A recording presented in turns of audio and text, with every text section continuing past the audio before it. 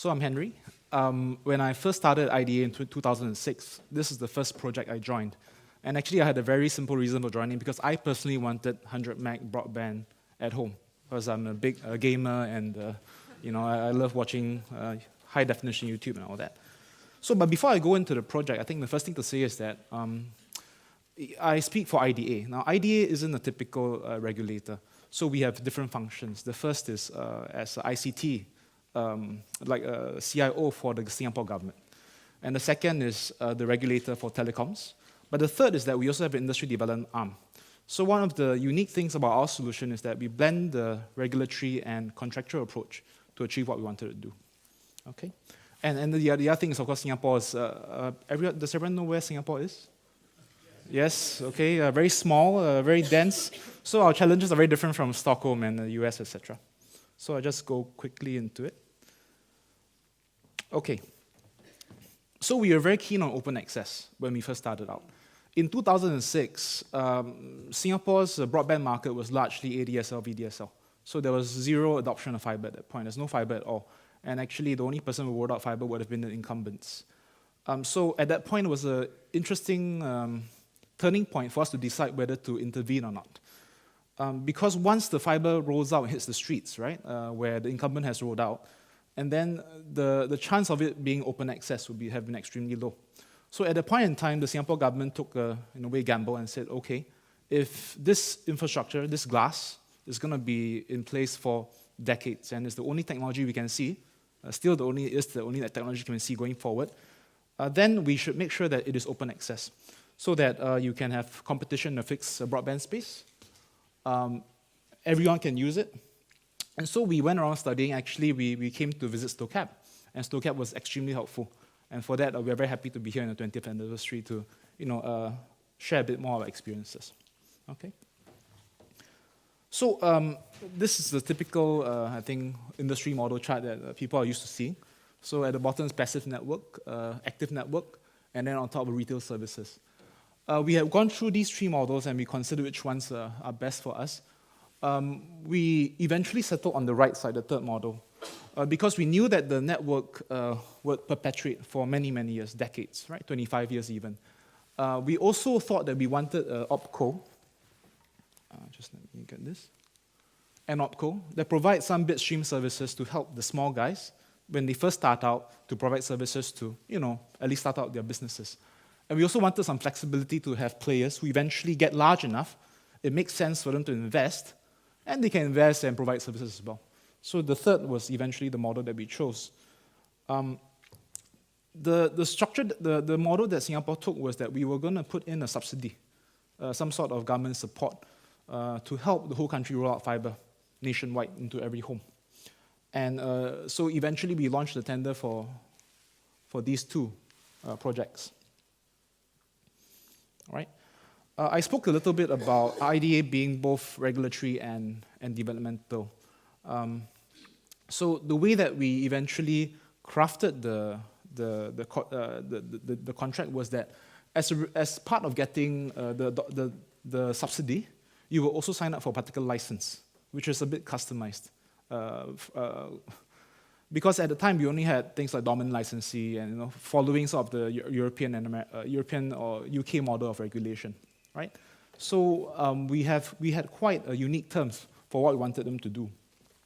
So for the contract, of course, they would be in charge of rolling out the network into every home.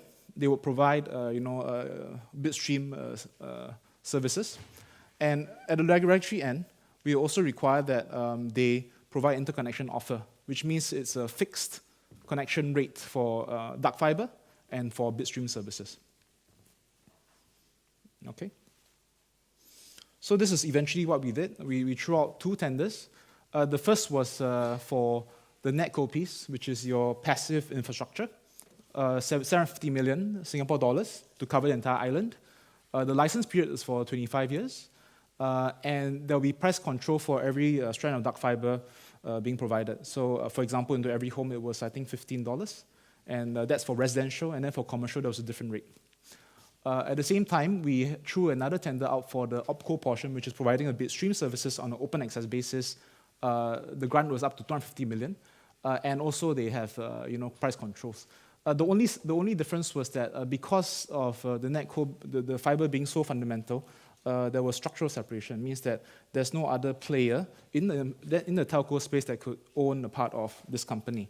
Whereas this OpCo player, Nucleus Connect, was actually eventually won by a current incumbent in the market, StarHub. Okay. So that's a bit about the project, really. But the question is, of course, what have we achieved since then? So we rolled out the network from 2009 to 2013, and we've hit 100% of Singapore. So today in Singapore, if you wanted a fiber connection, the operator is required to roll it out to you within 7 to 10 days. And in terms of actual take-up, we have hit just 500,000 next-generation NBN subscribers in about 3 years from the rollout, 3 to 4 years from the rollout. This is diffraction analysis from, I think, Benoit. Right, so we are a little bit faster than the curve compared to other providers. So we think these results are quite reasonable, quite good, in fact, we hope. Yeah. So, sorry, first time. Okay, so now, but beyond the subscriptions, of course, it's the multiplication of the RSPs that we were very keen on. So when we first started out, there were only 3 providers, right? The 3 incumbents. For those who know, it's Singtel, the red guy, StarHub, the green guy, and we have M1, the orange guy. Of course, now we are completely multicolored, right? Because we have about 26 RSPs providing all kinds of services, and we have 9 OpCos. And what we've seen really is that M1 actually started out only as RSP. So he used to buy bitstream services. But as his business grew, he said, hey, it's okay. I have enough money. I'll provide my own electronics as well. It gives me more certainty of servicing, etc. Right? So that's an interesting example. But beyond, of course, the RSPs, it must translate into real benefits for the consumers, right? And that, firstly, will be seen through significant price drops over the years. So I think I'll go through this a little bit. So first is, before there was NBN, a 100 meg service in Singapore would cost 124 Singapore dollars. I suppose that's 80 euro or something like that, or could be more. I can't quite remember. But beyond that, so what happened was in June 2013, you were seeing like 150 megabits plans at about $49.90. That's less than half the price of what was the original fiber plan, right? And as time drew on, really, what you see is a lot more higher speeds plan appearing further down, and the prices just keep dropping. Okay, some of this, of course, because the companies started to roll out their own network, they could, take deeper cuts on the price, and ultimately, it's the consumers that benefit.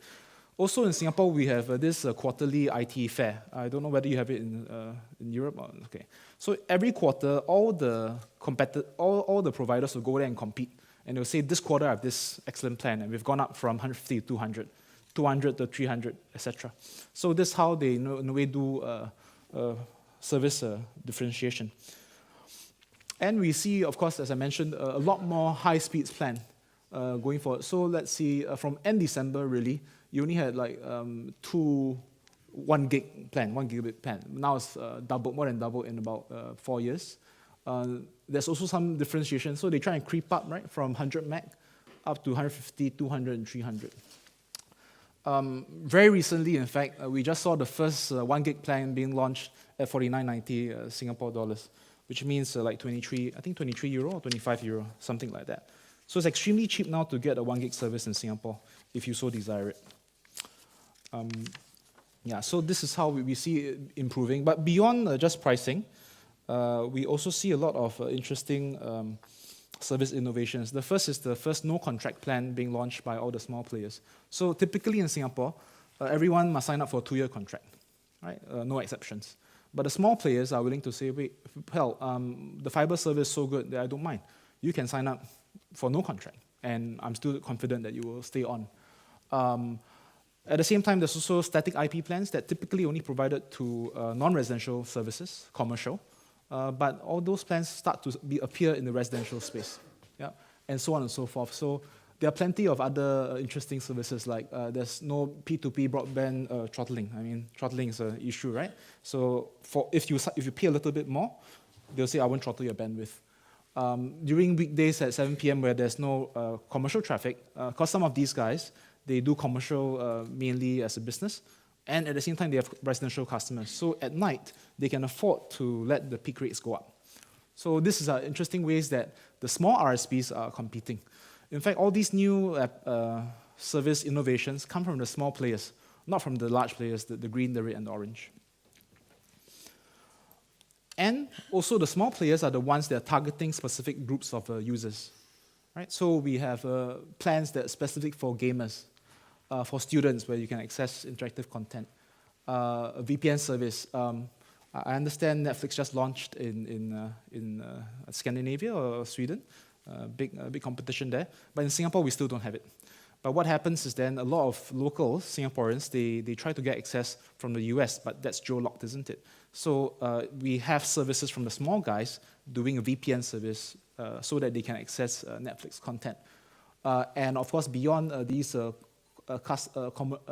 consumer services, there's also business services, broadband, etc. So these are all the things that the small guys are actually doing more than the big players. And over time, actually, what we see is the big players start to try to do some of the things that the small players are doing. And then if you look at just pure metrics, of course, in September 2010, I think Singapore's global ranking on, this is Ookla Net Index, climbed from 35 to number 2. You want to guess who's number 1? Okay. Unfortunately, it's not Stockholm. It's Hong Kong, our other, dastardly nemesis. Yeah? So we compete with them a lot. In fact, if you look at 1 gig plans, they are ahead of us as well. But that's because of the competition between Hong Kong Broadband and the PCCW incumbent in Hong Kong. So it's quite interesting. And of course, all our speeds have gone up significantly. Yeah. So in conclusion, actually, we have had an excellent experience with open access in Singapore, especially in the residential broadband market. We've grown significantly from 3 to 26 RSPs. And because of the very intense competition, prices have come out tremendously, having a lot of benefits from consumers, and there are a lot of innovative services being rolled out. But beyond that, really, we want to go beyond this success and learn more from, Stockholm. I think I was discussing yesterday with Stokab, and there's talk of rolling fiber into the street. We also have similar plans. We hope to be able to learn from each other in that area. And the other thing is, just 3 hours ago, my Deputy Prime Minister announced a plan to subsidize some of the access into the buildings for non-residential, that means for commercial users. One of the big differences between our commercial versus residential offering is that in residential, it's very simple. We have this thing called first pass free, which means when the network first comes by your place, you get free access to, you get free connection. And we will wire into your home 50 meters as you like it. That was only for residential.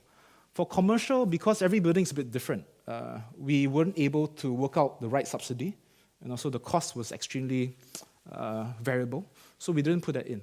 But to drive SME adoption, small medium enterprise adoption of fiber in Singapore, I think recently announced, just 3 hours ago, a new plan to subsidize the access into each office unit. So IDA will also be working on that, and that will last for another 3 years. So we hope maybe the next time we see you guys, we will have will be a very good SME adoption of fiber as well. Okay, actually that sort of sums up my presentation. Yeah. Thank you.